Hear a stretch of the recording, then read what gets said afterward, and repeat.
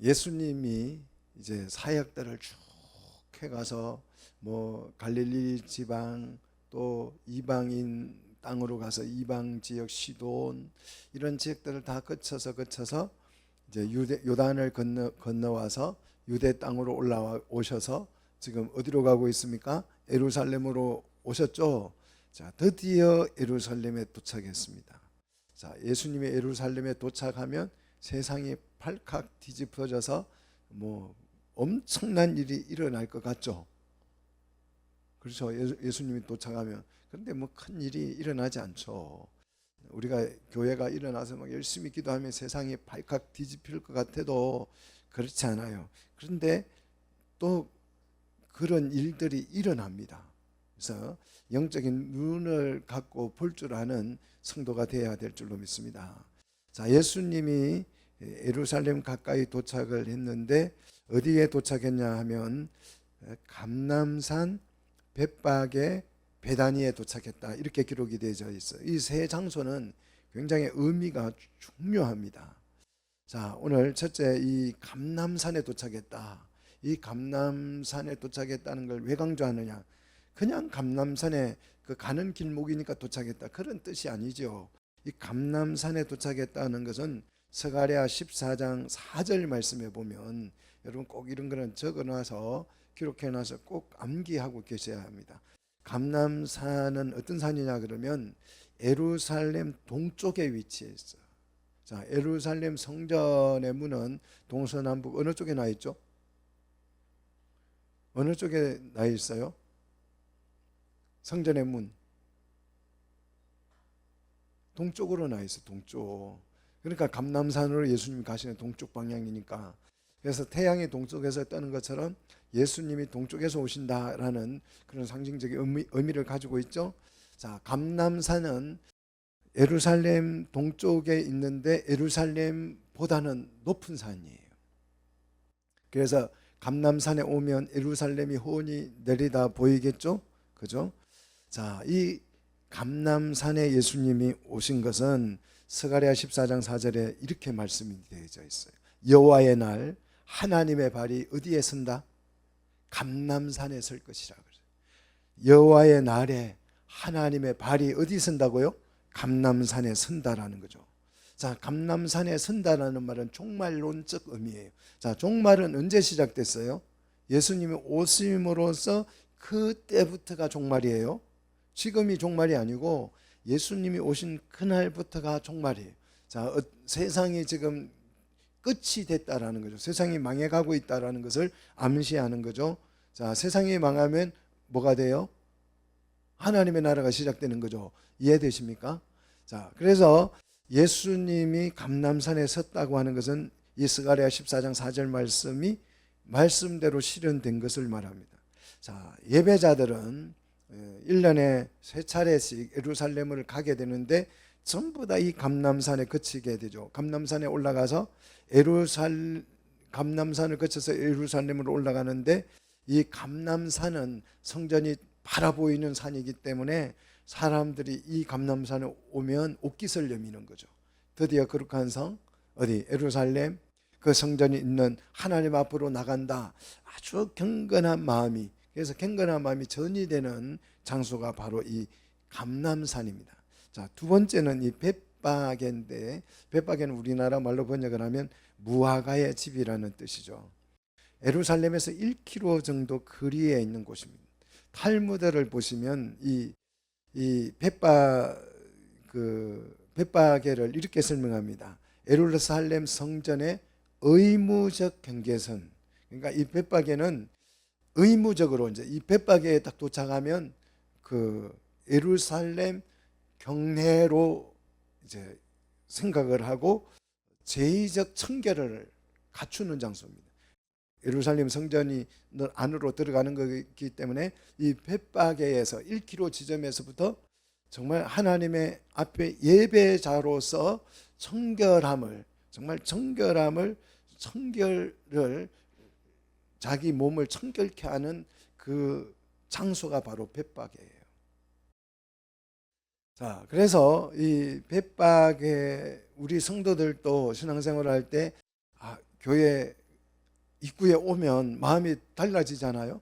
뭐 세상에 어떻게 살든지 간에 교회 입구에 딱 들어오면 또 교회 와서 앉으면 마음이 달라지는 것처럼 이 유대인들은 예루살렘 1km 지점부터 그런 마음을 가졌다는 거죠. 그게 바로 이제 벳박에 성전 제사를 마지막 준비하는 장소가 바로 이 벳박입니다. 양도 소도 점검을 다 해보는 거죠. 흠이 있으면 안 되니까 거기에서 다 점검해보고 옷이 뭐 제대로 갖추어 입었는지 정결한지 먼지가 묻지 않았는지 때가 묻지 않았는지 이런 걸 다 점검하는 곳이 바로 벳박입니다. 그 다음 베다지는요 예루살렘에서 한 3km 떨어진 곳인데요, 예루살렘 마지막 안식처라고, 예루살렘 여행할 때의 마지막 안식처, 우리 고속도로 가면 마지막 주유소, 뭐 마지막 휴게소 써져 있는 것처럼 바로 베다니가 그런 장소지요. 장거리 여행을 마치고 휴식을 취한 후 이 베다니에 와서 충분히 휴식을 취한 후에 이제 예루살렘에 올라가서 하나님 앞에 그 온 힘을 다해서 예배하는 그 준비하는 장소가 바로 이 베단입니다. 그래서 이 베다니에서 이제 성전을 바라보면서 경외심을 고조시키면서 예루살렘으로 들어가는데, 예수님이 이 벳박에 점 왔을 때, 그러니까 감람산 어느 지점이겠죠. 중간 지점 벳박의 마을이 바라보이는 장소쯤 왔을 때에 두 명의 제자를 이 벳박의 맞은편 마을이라고 했는데 벳박이죠. 이 벳박의 마을로 이제 보냅니다. 보내는데 그 표적을 보여주시기 위해서 보내는 거죠.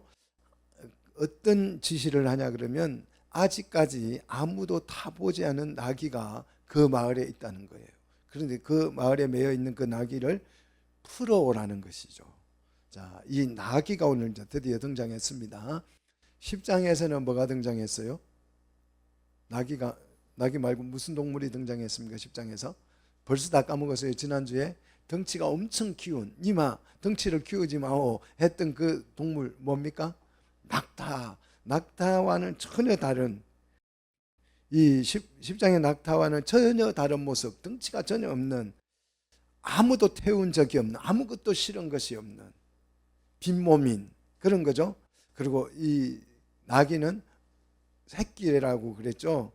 아무도 태워본 적이 없고, 누구만 태웁니까? 오직 이 나귀는 태어나서 예수님만 태울 나귀, 예수님만 필요로 하는 나귀를 풀어오게 합니다. 그러면 나귀를 메어 있는 걸 풀어가면, 낯선 사람들이 풀어가면 당연히 마을 사람들이, 주인이 아니더라도 마을 사람들, 옛날 그때 시골 마을에서는 다 주인이죠. 그 소가, 그 나귀가 누구인지 다 알잖아요. 그러니까 낯선 사람이 풀면 지나가는 마을 사람들은 다 묻게 돼 있어요. 왜 풀어가냐고, 누구냐고 묻게 돼 있죠. 그렇게 물으면 추가 쓰시겠다 하라, 뭐 암호문 같은 걸 얘기하라는 거예요. 그러면 즉시 그 나귀를 예수님이 있는 대로 보내줄 것이다. 이건 표적이죠. 그래서 4절을 보니까 제자들이 가서 본 적 말씀대로 나귀가 있었고 말씀대로 했더니 6절에 그 사람들이 어떻게 했다? 풀어가는 것을 허락했다. 마치 약속이라도 되어 있는 것처럼 허락을 했다는 거죠. 그래서 이거는 표적이라는 것입니다. 자, 7절, 이제 나귀 새끼를 예수께로 끌고 와서 어떻게 했습니까? 자기들의 겉옷을 그 위에 얹어 놓았다. 얹어 놓았더니 예수님께서 어떻게 했다? 타셨다라는 거예요. 자, 이거는 혁명적 사건을 말합니다. 자, 예후가 갑자기 반란을 일으켜서 왕이 됩니다. 왕이 돼요. 이 예후가 그 이스라엘이 부패하고 타락했을 때 그 부패한 이스라엘을 정죄하고 나서 예후가 왕이 되는데, 왕이 될 때 그 사람들이 왕으로 추대하는 의식을 어떻게 치렀냐 그러면 자기들의 겉옷을 깔아드려요. 겉옷을 깐다고 하는 것은 어떤 혁명을 통해서 세상이 뒤집혀서 새로운 왕이 탄생했다라는 의미죠. 그래서 예수님이 나귀 새끼 위에 사람들이 자기 겉옷을 얹어놓자 예수님이 탔다. 나는 메시아의 왕이다. 메시아 왕이다. 이것을 나귀를 탄 모습으로 가시적으로 보여준 것입니다. 자, 그래서 이것은, 이 의식은, 이거 역시 스가랴 9장 9절을 보시면, 꼭 중요한 구절들이니까 스가랴 9장 9절을 보시면 보라 그래. 보라, 내 왕이 내게 임하시니 그랬어요. 보라 내 왕은 누굽니까? 예루살렘을 보고 하는 말이에요. 예루살렘아 너의 왕이 너에게 지금 임하셨다. 근데 어떻게 뭘 타고 임하셨느냐? 천사 타고 임했습니까? 불말 타고 임했습니까? 자, 스가랴 9장 9절에 뭘 타고 임하셨다고요? 뭘 탔다고요? 나귀를 탔다고. 좀 성경 좀 부지런히 찾아서 보십시오. 나귀를 탔는데 이 나귀는 어떤 나귀요? 막 뿔이 나고 뭐 굉장히 우람하고 그런 나귀요? 아닙니다. 어린 나귀 곧 나귀 새끼다.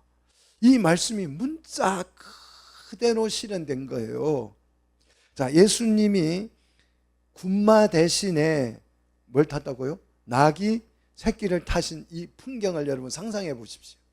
지금 벳바게에서 나귀 새끼를 끌고 와서 예수님이 이제 1km만 더 가면 예루살렘 성전이 나오는 거잖아요. 예루살렘이 나오는 성인으로 입성하는 거잖아요. 근데 이 예루살렘 경내에 탁 입구에서 뭘 탔다고요? 나귀 새끼를 탁 타고 멋지게 지금 이제 예루살렘으로 올라갑니다. 자, 군사적인 메시아를 기대했던 제자들의 눈에 이 모습이 어떻게 보였겠어요? 굉장히 어설픈 모습이 아니었겠습니까? 어쩌면 굉장한 실망적인 모습이었을 것입니다.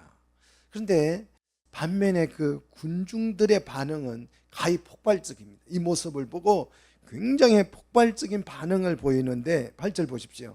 많은 사람이 자기들의 흑독과 변 나뭇가지를 예수님이 가시는 길에 1km, 그러니까 양탄자를 까는 것처럼 쫙 깔아드리는 거예요.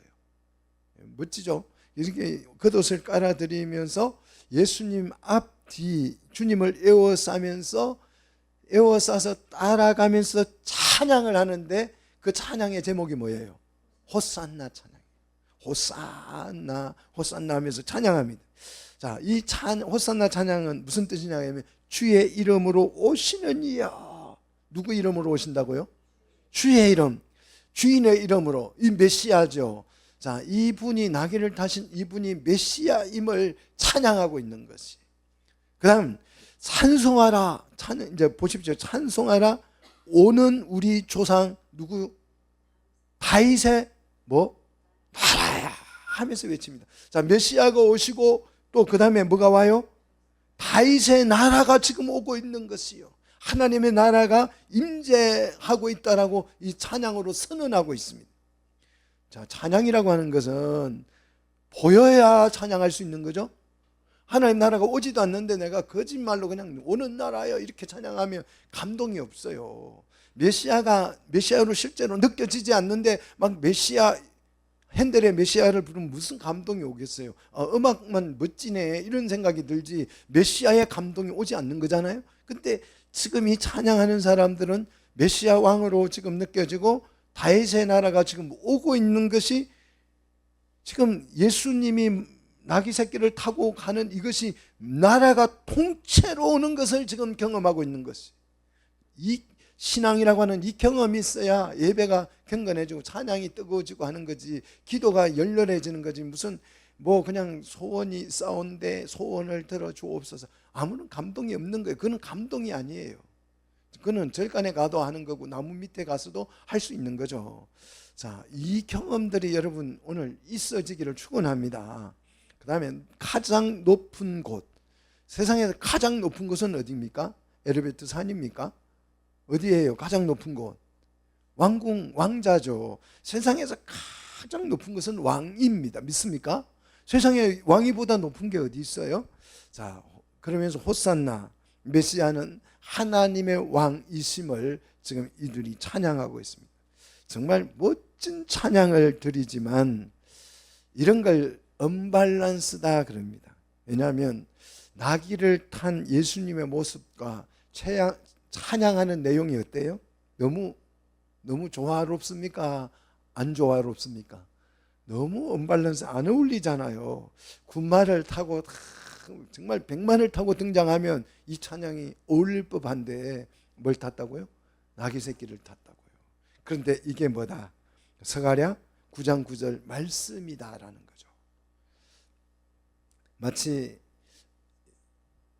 이 풍물 놀이패가 그냥 막 그 이상한 초라 그 좀 뭐 거지 같은 행세를 하고 가는 모습처럼 보이잖아요. 낙이 새끼를 타고 사람들이 따르고 찬양은 하기는 하지만 그 풍경이 그렇잖아요.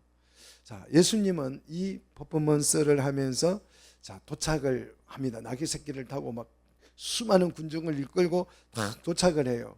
제자들은 이 예수님이 지금 어디로 갈 것을 기대할 거예요, 마음속에.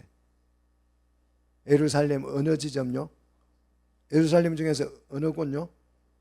예, 궁궐로 가고 싶어요. 제자들은 궁궐로 갔으면 좋겠다. 궁궐에 가서 뭘 이고요? 혁명을 일으켜서 그 하나님의 말씀을 거역하는 헤롯의 멱살을 잡고 끄집어서 패대기 치고 그의 왕관을 벗겨서 주님이 쓰시고 하나님 나라 만세, 메시아 왕국 만세 이러기를 원했겠죠.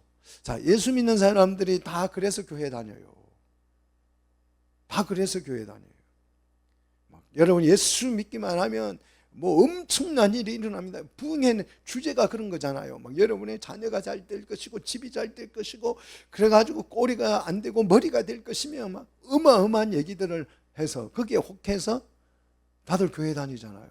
제자들도 예수님이 어디로 가기를 원하셨다고 예루살렘으로 오셔서 궁궐, 성전이 아닌 궁궐로 가기를 원하셨는데 예수님이 도착한 곳은 궁궐이다 성전이다. 이럴 수가. 충격이죠. 충격. 제자들은 궁궐로 가기를 원했지만 정작 예수님은 성전으로 가셨어요. 군사적 메시아를 기대했던 제자들은 이 궁궐에 도착하자마자 마음이 팍 상했겠죠. 굉장한 실망을 했겠죠. 자, 우리가 이 성전에 올라오려고 모든 것을 버리고 부모도 처자도 집도 논밭도 다 버리고 하나님 주신 기업을 다 포기하고 누구를 따라왔어요? 주님 따라왔는가? 이 성전에 들어가려고. 아마 어쩌면 자책하고 절망하고 탄식하고 후회했을 것입니다. 그래도 내가 따르는 분이 누구예요? 물로 포도주를 만드시고 바다 위를 걷고 오병이어의 기적을 행해서 5천 명을 먹이시고 뭐 마귀를 귀신의 군대를 어떻게 돼지에게 들어가서 몰살시키는 이 어마어마한 능력을 가진 예수님이니까 성전에 가서 무슨 큰 일을 하실란가 이런 마지막 신락 같은 기대를 가지고 그 마음을 다잡고 주님을 따라갔습니다. 궁궐로 갔다면 아마 이제 혁명을 일으켰을 것이라고 기대했을 것이고 예수님이 군사적 왕이라면 충분히 이 쿠데타가 이 혁명은 성공을 했을 것입니다. 그런데 예수님은 궁궐로 가지 않고 성전으로 갔다. 이 의미는 권력에 예수님은 이 왕궁에 있는 권력의 목적이 있는 것이 아니고 어디에 목적이 있는 겁니까? 성전으로 가는 목적은요? 제사하는 거죠. 예배하는 거죠. 제사의 목적이 있다는 것입니다. 예수님이 나귀를 타고 왕처럼 등극을 하지만 정작 궁궐이 아니라 어디에 도착했다? 성전에 도착을 했다. 자, 요 모습을 여러분 연상을 해보면 이 장면을 상상하면 연상되는 것이 없습니까? 누가 연상됩니까? 아브라함이 이삭을 데리고 나귀를 타고 어디로 가요? 모리아 산으로 가잖아요. 모리아 산에 왜 갑니까? 아들을 번제로 드리기 위해서 가는 거죠. 그 모습이 연상되지 않습니까? 자, 전통에 의하면 탈무드 전통에 의하면 이 모리아 산은 노아의 제단이 그곳에 있었다. 노아가 하나님 앞에 홍수가 나고 나서 첫 제단을 쌓았다 그랬잖아요. 그 제단이 바로 모리아 산이었다라고 얘기하고 하나님이 천지를 창조했던 장소가 바로 그곳이고 아담을 흙으로 만든 곳이 바로 이 모리아 산이었다. 같은 장소였다. 그렇게 기록이 되어져 있습니다. 자, 왜 예수님은 정결한 동물인 말은 되새김질을 하고 말굽이 갈라져 있죠. 그 다음 청개라는 동물 뭐가 있어요? 소가 있죠. 소는 되새김질하고 굽이 갈라져 있습니다. 근데 이 소를 타고 간 것이 아니고 뭘 탔다고요? 나귀는 어때요? 굽이 갈라져 있어요? 안 갈라져 있어요? 나귀는 부정한 동물이에요. 근데 왜 이 부정한 동물인 나귀 새끼를 타고, 그것도 1년 미만이죠. 새끼라고 할 때는 1년이 안 된 그 나귀를 타고 성전에 왔을까? 자, 아브라함의 사건을 이제 보면 그 이삭이 이런 얘기 하잖아요. 아버지, 번제 드리러 간다고 하는데 내가 가만히 생각해 보니까 뭐가 없다. 번제할 어린 양이 없어요. 이거 좀 이상한 거 아닙니까? 이렇게 묻잖아요. 자, 나귀는 다른 동물하고 다르게 성경에 나귀는 부정한 동물이기 때문에 이 부정한 동물을 가축으로 키우려면 새끼가 났을 때에 이 나귀의 첫 새끼는 하나님께 드려야 돼요. 근데 이 첫 새끼를 하나님께 드릴 수 있어요, 없어요? 없어요. 양은 첫 새끼를 놓으면 누구 거? 양의 첫 새끼는 누구 거요? 하나님 거예요. 첫 새끼는 모든 게 내 것이라 그랬잖아요. 그래서 양이나 염소나 이런 거는, 소는 성결한 동물이기 때문에 그 양을 그냥 첫 새끼를 드리면 돼요. 그런데 나귀는 가축이 되려면 첫 새끼를 드려야 되는데 하나님 거니까 부정한 동물을 제물로 드릴 수 있어요, 없어요? 없어요. 그래서 어떻게 하게 합니까? 어린 양으로 그 첫 새끼를 대속하라는 거예요. 이걸 그렇게 출애굽기에 명령을 했어요. 자, 그러면 부정한 이 동물인 나귀를 가지고 하나님 앞에 제사하러 간다? 불가능한 거죠. 뭐가 있어야 돼요? 어린 양은 어디 있어요? 이거 누가 물어야 돼요. 이삭처럼 제자들이 따라가면서, 아니 예수님 지금 성전으로 왔으면 나귀 타고 오셨는데 이 나귀를 속죄하려면 뭐가 필요해요? 어린 양이 필요한데 어린 양 어디 있어요? 라고 물어야 합니다. 그런데 이 제자들은 관심이 없어요. 자, 이 나귀를 속죄할 어린 양이 필요하다는 거죠. 그래서 부정한 이 나귀는 우리 죄인인 우리를 상징하는 것이고, 이 죄인을 속죄할, 대속해 줄 어린 양은 누구를 상징합니까? 예수님은 누구를 상징하는 거예요? 우리 속죄할 어린 양을 상징하는 거죠. 이해되십니까? 자, 그래서 이 대조적으로 비교하고 있잖아요. 부정한 나귀는 우리를 상징하는 것이고, 예수님은 어린 양을 상징하는 거죠. 그래서 예수님이 뭐가 될 거예요? 성전에 가서 이 나귀를 위하여서 속죄할 어린 양이 될 거예요. 자, 이 의미예요. 이것이 이해돼야 돼요. 이게 성경의 본질이고 복음이죠. 예수님이 나귀 새끼를 타고 성전으로 오심은 대속의 죽음을 암시하는 것입니다. 자, 11절. 그래서 예수님은 자기가 속죄 제물로 드려져야 할 그 성전을 어떻게 해요? 도착해서 성전 전체를 11절에 보니까 둘러보시죠.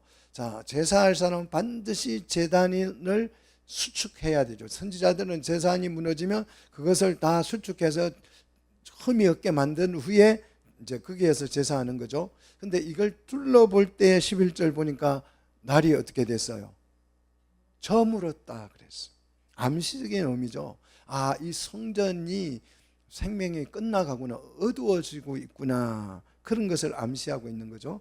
자, 예수님은 성전을 둘러본 후에 제자들을 데리고 어디로 갑니까? 베다니로 가지요. 베다니로 가서 다음 날 12절 이튿날 베다니에서 나오는데 아침을 안 먹고 나오셨나 봐요. 배가 고프셔요. 시장에 있습니다. 그래서 멀리 보니까 뭐가 있어요? 벳바게쯤 보니까 무화과 집점 오니까 뭐가 보여요? 무화과 나무가 보이죠.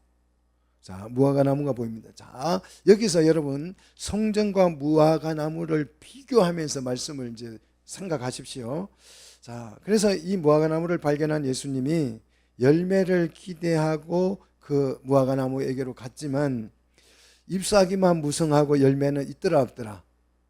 이 열매가 있었어요 없었어요? 전혀 없었어요. 왜 없었어요?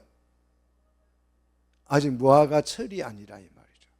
자, 그런데도 예수님은 14절에서 이렇게 말씀합니다. 자, 같이 한번 읽읍시다. 이제부터 영원토록 사람이 내게서 열매를 따먹지 못하리라. 무화과 나무를 대놓고 저주를 했어요. 예수님이 이렇게 대놓고 저주한 적은 별로 없습니다. 그런데 이 나무를 보고 예수님이 대놓고 저주를 하죠. 그 저주하는 소리를 누가 들어요? 제자들이 듣습니다.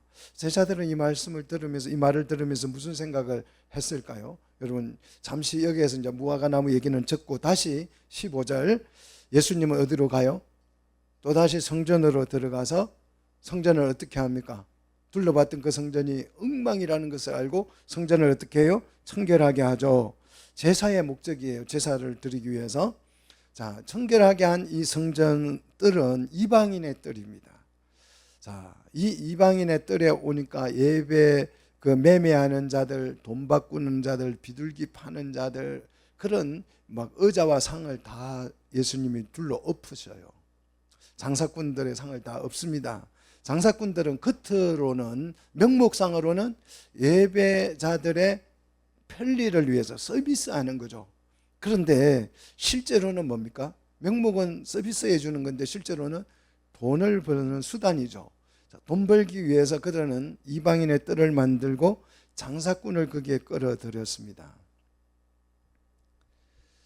자, 그리고 16절 보시면 예수님이 금지하죠. 뭘 금지합니까? 장사꾼이 어디에서? 성전 안에 매물을 가지고 다니지 못하도록 했다. 성전 안이라고 표현하고 있어요. 이 성전 뜰을. 자, 그리고 성전에 대해서 설명을 합니다. 성전에 대해서. 자, 17절 보십시오. 17절 성전에 대해서 설명을 하죠. 이제 가르친다 이 말이에요. 성전에 대해서 가르칩니다. 자, 성전에 대해서 가르친 사람이 별로 없어요. 지금까지. 그런데 성전 자체에 대해서 설명을 하죠. 자, 자기의 말을 하는 것이 아니고 구약에 기록된 그 말씀을 가지고 이 성전을 설명하죠. 기록된 바, 구약에 기록됐다는 거죠.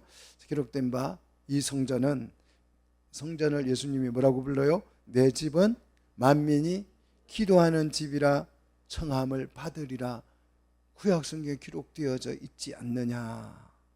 자, 요 예수님의 성전에 대한 설명을 잠시만 생각을 해봐도 엄청난 의미가 들어있죠. 자, 예수님은 성전을 내 집으로 표현했습니다. 성전은 누구 집이에요? 하나님의 집이죠. 근데 하나님의 집을 내 집으로 표현했으니까 예수님은 누구다? 하나님이라는 의미죠. 그리고 성전은 그들에게 만민이 기도하는 집이라고 표현을 했어요. 자, 이 말씀은 이사야 56장 7절에 나오는 말씀이에요. 이사야 56장 7절에 보시면 여기서 그들을이라고 하는 것은 3절에 이방인과 내시와 유대인 중에서 남은 자들을 의미합니다. 포로로 끌려가고 가지 않고 남아있는 자들, 이런 사람들을 그들이라고 표현하고 바로 그들이 기도하는 만민의 집이다. 이렇게 지금 성전을 설명했어요. 자, 만민은 이스라엘만 가지고는 만민이 아니죠. 전 세계인을 만민이라고 하잖아요. 세계 모든 국민을, 인류를 만민이라고 하잖아요. 그러니까 이스라엘만 만민이라고 할 수 없는 거예요. 그런데 예수님은 이 성전을 이스라엘과 이방인의 연합한 새로운 그 연합체, 이 연합체가 기도하는 기도의 처소다라고 지금 성전을 설명한 거예요. 자기 생각을 설명한 것이 아니고 뭘로 가지고? 구약 성경의 말씀을 가지고 설명을 한 것이죠. 자, 성전에 대한 정말 충격적인 설명입니다. 자, 제2 성전 때는 이방인들이 성전에 접근을 할 수 없도록 성벽을 쌓았었어요. 여기까지만 이방인들이 올 수 있고, 하나님을 믿는다고 믿고 할례를 받았다고 해도 이방인은 이 장소까지밖에 못 와. 그래서 성벽을 쌓았습니다. 그리고 그 성벽 너머에는 누구만 들어가요? 유대인들만 들어가요. 여자들도 못 들어가요. 유대인 여자도 못 들어갑니다. 남자 유대인들만 거기에 들어갈 수 있어요. 굉장한 경건한 곳으로 설정을 했는데, 예수님이 그 담장을 헐고 이 집은 만민이 들어와서 뭐 하는 집이다? 기도하는 집이다. 이렇게 선언을 했어요. 정말 유대인들이 이방인과 함께 기도를 한다고 하는 것은 상상할 수 없는 일이죠. 그런 일을 지금 선포한 거죠. 혁명이죠. 자, 예수님은 성전을 청결하게 한 후에 원래 성전의 개념을 설명했습니다. 그래서 이사야 56장 7절에서 만민이 기도하는 집이라고 하는 하나님의 말씀을 가지고 그 성전을 원래 개념으로 되돌려 놓은 거죠.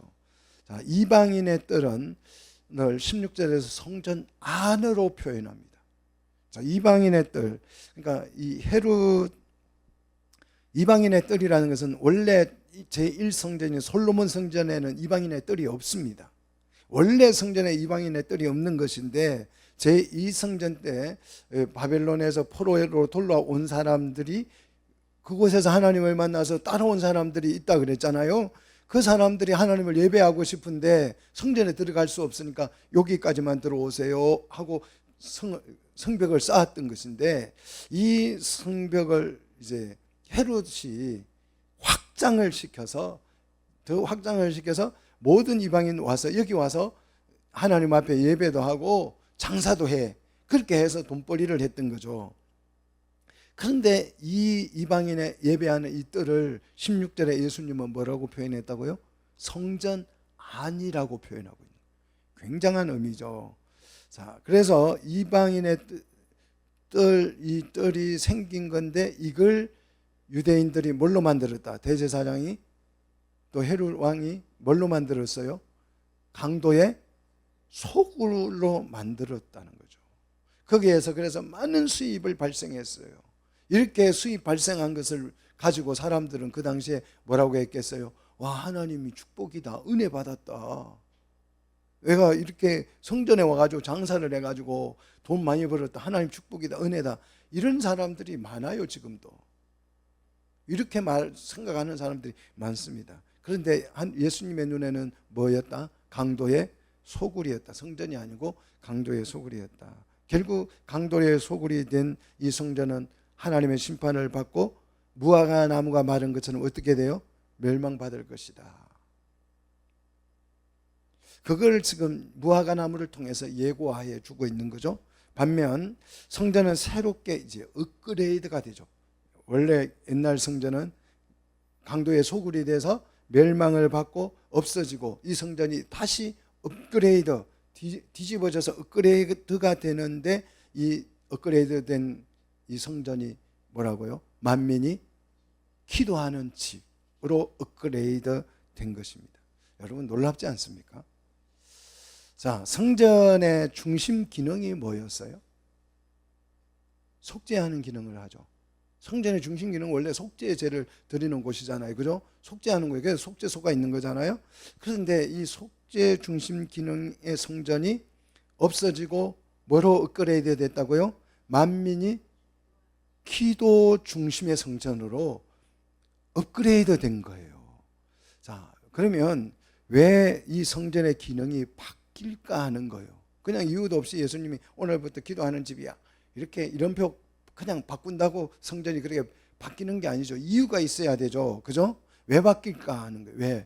왜 성전이 속죄 기능에서 기도 기능으로 업그레이드 됐느냐. 지금까지 성전의 속죄 제사와 모든 이스라엘 번제, 속죄제, 화목제 할 것 없이 이 모든 제사는 모형이에요.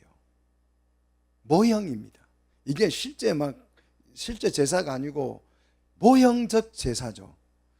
자, 모형적 이 제사를 예수님이 자신이 실제 뭐가 돼서 제물이 되어서 이 모형인 이 제사를 완성해 버리는 거죠.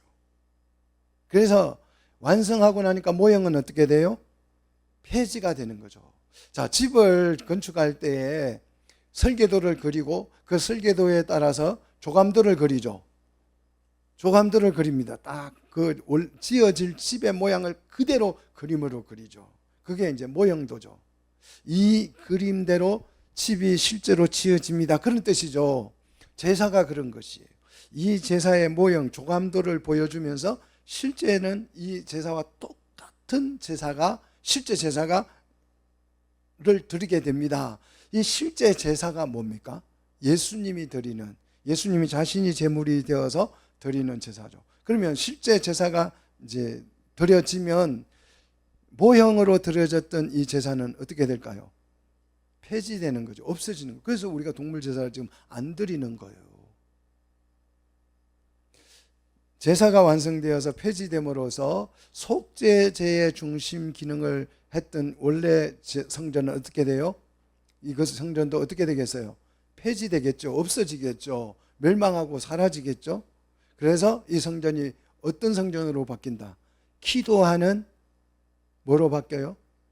기도하는, 만민이 기도하는 하우스로 바뀐다고, 집으로 바뀐다고요. 오늘 여러분 기도하는 집에 오신 거잖아요. 아무나 올 수, 집에 오신, 성전에 온 게 아니고 어디 왔다? 집에 오면 누가 있다? 아버지가 계시더라, 어머니가 계시더라, 형제들이 있더라. 가족이 됐다는 얘기죠. 저는 여러분 이런 게 이해가 되셔야 돼요. 그래 감동이 일어나는 거잖아요. 자, 제사장은 그러면 필요해요, 필요치 않아요? 집에 제사장이 필요해요, 필요치 않아요? 필요치 않아요. 성전에 필요한 거죠. 속죄제, 뭐 양 잡고 소 잡고 할 때 제사장이 필요한 거지. 제사장은 필요 있다 없다? 필요가 없어진다.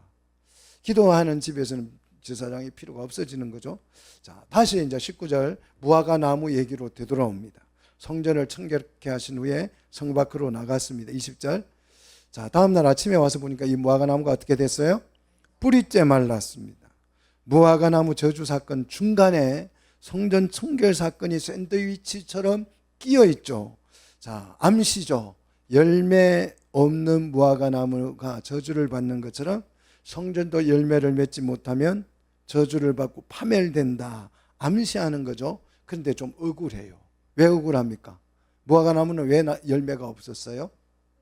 때가 아니어서, 철이 아니어서. 그래서 주님 억울해요. 이럴 수 있어요. 근데 절대 억울한 거 아니에요. 자, 무화과 나무는요, 첫 열매를 맺는데 이 첫 열매를 버레바라고 부릅니다. 버레바. 이 첫 열매는 3, 4월에 맺습니다. 3, 4월에는 6월절이죠. 그죠? 6월절에 이 3, 4월에 첫 열매 버레바를 맺는데 이 열매는 작고 설익은 열매예요. 그런데 먹을 수는 있다고 그래요. 조그만한 열매, 큰 열매가 아니고 아주 작은 열매, 예비 열매라고 그래요. 예비 열매. 신기하죠? 이 조그만한 열매가 먹을 수 있는 설익은 열매 답지도 않는 그런 조그만한 열매가 맺히고, 자, 그 다음에 두 번째 열매는 6월과 9월에 맺힌다고 그래요. 6월, 9월에 맺히는데 이거는 수확기 열매죠. 진짜 이제 그 진짜 열매를 무화과가 맺는 거죠. 그런데 신기하게도 이 첫 열매가 없다는 것은 두 번째 열매도 없다는 거예요. 첫 열매가 안 맺히면 두 번째 열매도 안 맺히는 나무라고 그래요. 그래서 이 나무는 향후에도 열매를 스스로 맺을 수 없다는 것을 스스로 증명하는 거죠. 나는 열매를 못 맺습니다. 못 맺는 나무입니다. 은행나무가 수컷은 열매를 맺어요, 못 맺어요? 못 맺잖아요. 그런 것과 같은 거예요. 나는 열매 안 맺는 나무예요. 첫 열매가 없다는 것은. 자, 버레바가 없다는 것은, 자, 우리 성도들 이 첫 열매가 뭐냐 그러면 교회라는 열매. 우리 성도들이 맺어야 할 열매는 뭐예요? 교회라는 이 열매가 자라서 이제 알곡이 돼서 곡간으로 들어가죠. 곡간이 어디에? 천국이죠. 자, 버레바가 없다는 것은 나는 천국 열매도 맺을 수 없는 나무입니다. 그런 뜻과 똑같은 것이에요. 그래서 우리는 첫 열매가 필요한 것입니다. 예비 열매가 필요한 것입니다. 자, 이 무화과 나무는 예비 열매가 없었기 때문에 천국 열매도 맺지 못하기 때문에 이 나무는 저주를 받았습니다. 예루살렘 성전도 마찬가지죠. 첫 열매를 맺지 못하면 이 성전도 없어지는 거죠. 자, 21절 이걸 보고 베드로가 깜짝 놀라서 저주한 무화과 나무가 왜 말랐습니까? 라고 묻습니다. 자, 왜 말랐을까요? 이렇게 묻는 거죠. 그러자 예수님이 22절에 답변합니다. 하나님을 믿어라. 이 나무가 왜 열매를 못 맺었어요? 하나님을 안 믿었다는 뜻이죠. 자, 만민이 기도하는 집에서 우리가 하나님을 믿는다면 그 하나님께 뭐 하겠어요? 기도하겠죠. 그래서 기도하는 집이 되는 거죠. 자, 무화과, 그래서 이 기도하는 집에서 네가 하나님을 믿고 기도한다면 무화과가 마른 것보다도 더 큰 일이 일어날 수 있어. 어떤 일이 일어납니까? 23절에 이 산들어 돌리어 바다에 던지리라 하면 그대로 되는 일도 일어날 거야. 자, 이 산은 무슨 산일까요? 예루살렘이 있는 산이겠죠. 예루살렘이 있는 산. 예루살렘 시온성에 있잖아요. 시온산에, 그 시온산에 있는 이 산을 예수님 기도하면, 이 만민이 기도하는 집에서 기도를 한다면 이 산에게 들려서 바다에 던지라 하면 그대로 된다는 거예요. 그러면 그 산, 이 산 속에, 산 위에 뭐가 있어요? 예루살렘 성이 있고 성 안에 뭐가 있어요? 성전이 있죠. 왕궁도 있죠. 그런데 이 산을 들어서 바다에 집어 던져버리면 성전은 어떻게 되는 거예요? 지구상에서 없어지는 거죠. 심판을 받는 거죠. 우리의 기도가 이렇게 강력한 것이에요. 세상을 뒤집어 엎을 수 있는 것이 기도죠. 자, 그러면 중요하잖아요. 성전이 파괴되면 우리가 속죄를 어떻게 받아요? 죄사함을 어떻게 받습니까? 성전이 파괴된 후에 우리는 어떻게 속죄함을 받습니까? 예수님의 피로 받지요. 예수님의 피도 좋아요. 근데 그 피가 그냥 아무데나 가서 피를 예수님에게 가가지고 그냥 주사기로 피 빼가지고 나한테 주입하면 속죄가 되는 거요? 그 피로 속죄를 받는다는 말은 예수님을 뭐로 드려야 돼요? 속죄 제물로 드리는 피를 말하는 거죠. 그런데 성전을 파괴시켜버리면 속죄할 제단이 없잖아요. 어떻게 속죄를 받아요? 성경을 아셔야 이해가 되는 거죠. 자, 성전이 파괴된 후에, 성전이 있으면 거기 가서 속죄제를 드리면 되죠. 그런데 속죄제가 없어요. 예수님이 속죄제가 되려면 성전이 있어야 되는 거예요. 그런데 속죄제를 어떻게 해버렸어요? 바다에 집어 던져버렸어요. 성전산을 그냥 통째로 집어 던져, 성전이 세상에 없어졌어요. 그럼 어떻게 속죄받냐고요? 자, 24절 무엇이든지 기도하고 구하는 것은 받은 줄로 믿으라. 뭘 받아요? 속죄를 받은 줄로 믿으라. 그리하면 너희에게 그대로 될 것이다. 자, 미래적 결과를 지금 설명하고 있습니다. 자, 기도의 열매는 기도의 열매를 지금 설명하는 것입니다. 기도의 열매는 어떤 기도를 하느냐에 따라서 열매가 달라질 수 있습니다. 어떤 기도를 하느냐에 따라서 열매가 달라지는데, 이 만민의 기도하는 집에서 어떤 기도를 하느냐가 굉장히 중요해요. 만민이 기도하는 집에서 만민들이 와서 무슨 기도를 하느냐가 굉장히 중요해요. 여러분 잘 배우십시오. 자, 기도 강조하는데 막 이렇게 나의 기도 제목 나열해 놓고 기도하는데 그 기도 제목이 쓸모없는 기도 제목이 많은 경우가 더 많아요. 진짜 기도를 배우셔야 돼요. 자, 이 만민이 기도하는 집에서 그럼 무슨 기도를 해야 하느냐? 자, 25절에 서서 기도할 때에, 만민의 집에서는 들어와서 앉아서 하는 것이 아니고 어떻게 한다? 네, 서서 기도를 한다는 거죠. 서서 기도를 할 때에 아무에게 혐의가 있거든 와라, 용서하라. 여기서 용서는 반복 명령물입니다. 용서하고 또 용서하고 또 계속 용서를 하라는 거예요. 혐의가 있거든 무조건 용서를 하라. 용서가 목적이 되게 하라는 거죠. 그리 하면 하늘에 계신 너희 아버지도 너희를 뭐하리라? 계속 용서해 줄 것이다. 자, 성전이 파괴되기 전에는 성전에서 속죄의 제를 드려서 용서를 받았습니다. 그런데 성전이 사라지고 난 뒤에는 어떻게 속죄를 받는다고요? 서서 기도할 때에. 자, 기도 내용이 뭐라고요? 용서할 때에 하나님의 용서가 너에게 주어질 것이다. 구원파는 이걸 몰라요. 그래서 이렇게 말합니다. 예수님이 우리 죄를 과거, 미래, 현재 죄까지 한꺼번에 다 지고 죽으셨기 때문에 이제 우리는 미래의 죄까지도 다 용서를 했기 때문에 우리는 죄 없다, 영구 없다 이러고 돌아다니죠. 그래서 이제 내가 내일 술 먹고 막 담배 피우고 그 담배로 인해서 7만 명이 죽는다 그래 우리나라에. 그래서 이제 이 서울역에서 담배를 금지했다든가 금연을 금지하는 법을 만든대요. 아니 7만 명이 담배로 인해서 죽기 때문에 간접 흡연으로도 위험하다 그래서 금지한다고 뭐 그런 뉴스를 제가 본 적이 있습니다. 내가 내일 막 나쁜 짓 할 거예요. 그런데 예수님이 그걸 아시고 하나님 아시고 다 속죄를 미리 하셨기 때문에 이제 내일 나쁜 죄까지도 주님이 다 용서를 했기 때문에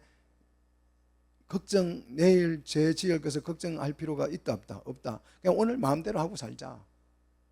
이게 구원파예요. 그게 기쁘다. 구주 오셨네. 막 이러고만 살자. 헤헤거리고 살자. 이거예요. 이게 구원파예요. 이걸 몰라서 그러는 거예요. 자, 성전이 파괴된 뒤에는 기도로 우리가 용서를 받는 것이에요. 근데 남을 용서하면 속죄의 기능을 대체한다는 거죠. 자, 남을 용서함으로써 속죄 기능을 대체하는 거죠. 그래서 신약에서 이 기도가 상번제 역할을 하는 거죠. 정말 중요한 거죠. 예수님이 예수 그리스도의 보혈을 의지하여서 기도하면 죄가 대속되는 거죠. 자, 그런데 용서의 과정을 거쳐서 용서가 된다. 용서의 절차가 있다는 거죠. 내가 주님 내 죄를 용서해 주십시오. 이러면 그냥 용서되는 게 아니고 절차가 있다는 거죠. 그게 뭐냐? 남의 죄를 나에게 지은 다른 사람의 이웃의 형제의 죄를 뭐하면 용서해 주면 예수 그리스도의 보혈에 의해서 네 죄도 용서될 거야. 하나님도 너를 용서하실 거야. 이거죠. 그래서 예수님이 주기도문에 뭐라고 가르칩니까? 우리가 죄 지은 자를 사하여 준 것처럼 우리 죄를 사하여 주옵소서. 주기도문에 그렇게 가르치잖아요. 이 절차예요. 용서의 절차. 자, 구약식으로는 전혀 이해가 안 되는 기도죠. 자, 죄를 지으면 구약 시대는 어떻게 했어요? 소 잡고 양 잡고 해서 속죄제를 드리면 되는 거예요. 근데 주기도문에서 이미 성전이 파괴된 후에 어떻게 속죄가 되는지를 설명하고 있는 거죠. 자, 기도는 용서의 연합성입니다. 중요한 말이에요. 자, 용서함으로써 이웃과 뭐가 돼요? 화해가 되고 또 화해가 되고 하나님과도 나와 죄가 용서가 됨으로써 화해가 되는 용서의 연합성. 굉장히 연합되는 거죠. 자, 용서는 교회를 새로운 원리로 연합시키는 거죠.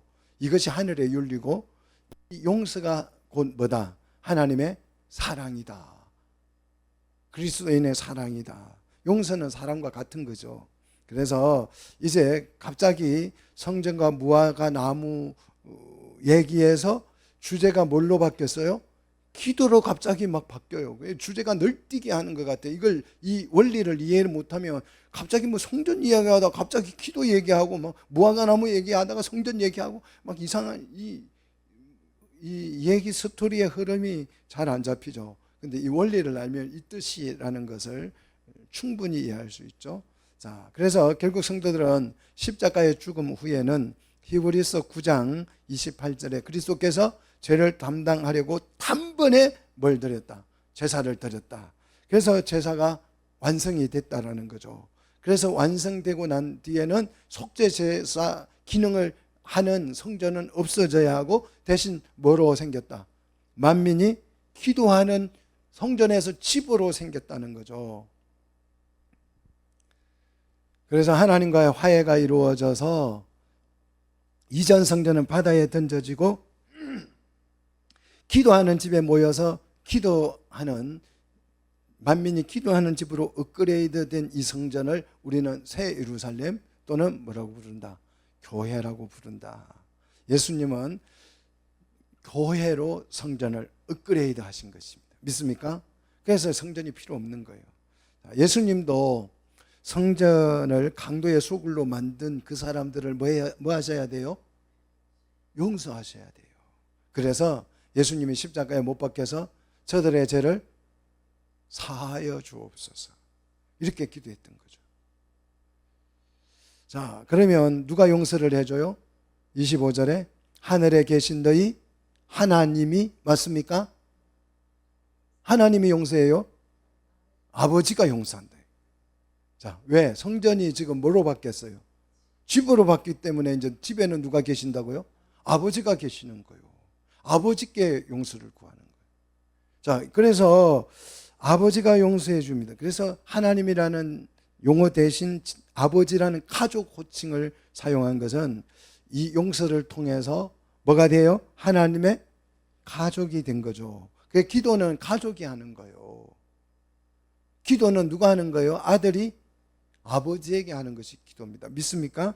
자, 이 말씀은 무화과 나무의 열매가 없음으로 시작된 내용이죠. 자, 우리에게 열매가 너무 중요한데 이 열매가 기도로 맺힐 수 있다. 그래서 기도로 용서함으로써 천국 열매가 맺힌다. 용서함으로써 그냥 용서해주고 뭐 그냥 내가 마음 편하려고 용서해주는 그런 뜻이 아니에요. 용서함으로써 그 사람과 뭐가 이루어져요? 샬롬이 이루어져, 화해가 이루어져서 교회가 된다. 그 교회가 바로 열매, 천국 열매라는 거죠. 이 교회 열매를 맺는 것이 너무 중요하다는 것입니다. 자, 그래서 이제 세 번째 성전을 방문을 하시죠. 첫 번째는 둘러보셨고, 두 번째는 성전을 청결케 하셨고, 세 번째 성전에 방문했을 때에 서기관과 이 대제사장과 장로들이 예수님에게 질문을 합니다. 무슨 권세로 성전을 이렇게 뒤집어 놨냐 묻습니다. 누구 허락으로? 자, 내가 이 성전의 주인인데, 대제사장이 그러는 거죠. 내가 이 성전의 주인이고 관리자인데 내 허락 없이 누구 허락을 받았고 네가 이 성전을 이렇게 했느냐, 이렇게 묻습니다. 그러니까 예수님이 다시 그 질문에 반문을 하죠. 요한의 세례가 하늘로 쓰냐 땅으로 쓰냐, 요걸 말해주면 나도 답을 해줄게, 이렇게 말합니다. 자, 그래서 31절에 대제사장과 서기관 장로들이 서로 의논을 하죠. 만일 세례 요한의 세례가 하늘로부터 온 것이라고 하면 예수님이 뭐라고 말할 거예요? 왜 세례 요한을 안 믿었니? 이렇게 묻겠죠. 하나님이 보내신 소 세례를 베푼 것이라면 너 왜 하나님을 안 믿었니? 이렇게 물을 거예요. 그러면 하나님 세례 요한을 인정하면 세례 요한이 예수님을 누구로 증거했어요? 하나님의 어린 양, 속죄할 어린 양, 메시아로 소개를 했잖아요. 그 말을 믿어야죠. 예수님을 인정해야 되는 거죠. 그럼 예수님이 메시아로 인정할 수밖에 없는 거죠. 그래서 그걸 요한의 이 하늘로서 왔다는 이 세례를 인정할 수 없는 거죠. 그래서 32절에 그러면 사람으로부터라고 할까? 이렇게 했는데 사람으로부터 그냥 지어낸 거야. 세례 요한이 자기가 지어내서 세례를 베푼 거야. 이렇게 말을 하면 거기에 모인 이스라엘 모든 사람들이 세례 요한을 뭐로 이해하고 있어요? 참 선지자로 이해를 했기 때문에 백성들이 반란을 일으키죠. 그래서 결정을 했습니다. 뭐 어떻게 대답하기로? 아무 말도 침묵. 난 대답 못하겠어. 묵비권을 행사하기로 결정을 했습니다. 자, 그러자 예수님도 그러면 나도 대답을 하지 않을 거야. 결국 제사장은 답을 회피함으로써 성전의 주인의 자격을 상실한 거죠. 자, 예수님은 하나님의 말씀의 근위로 성전을 회복시키고 성전의 주인이 되게 되는 거죠. 그래서 17절 기록된 바 말씀의 권위에 의해서 예수님은 성전의 누가 됐다? 주인이, 내 집이니까 주인이 됐다라는 거죠. 결국 예수님의 권위는 성전의 주인인 권위로 성전을 청결케 한 것이다. 이것은 하나님의 권위다, 그런 뜻이죠. 자, 예수님의 권위가 하나님의 권위로 인정된다면 이 세상에 대제사장이고 제사장이고 서기관이고 장로고 할 것 없이 다 목사고 장로고 할 것 없이 이 권위에 순종해야 된다. 하지 않아도 된다. 순종해야 되는 거죠. 절대 순종을 해야 되는 거죠. 그런데 대제사장은 순종합니까? 안 합니까? 안 하죠. 왜 안 할까요? 다음 장에서 안 하는 이유를 설명합니다. 다음 장도 한번 헛말이 되지 않도록 여러분 읽어오시기를 축복합니다.